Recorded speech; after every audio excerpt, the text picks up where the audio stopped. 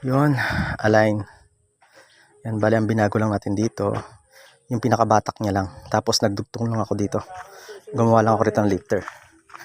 Yan, naglagay lang ako ng lifter dyan para angat lang siya para wala tayong baguhin. Yan, napakasimpleng align yan. Halos wala na tayong ginalaw. Ito as is. As is, ito, nilipat lang natin to. Yung pinakabatak niya, andito dati. Nilipat lang natin siya sa bandang likod. Yun lang. Nilipat natin to. Tapos naglagay lang tayo ng lifter doon. Ayan. Itong portion na yan. Para wala tayong baguhin. Para malinis pa rin yung kanyang align. Yan, galing daw to ng Honda 125.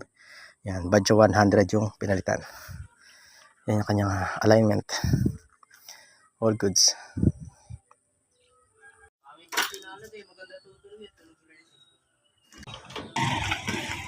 Oh, test drive, test drive.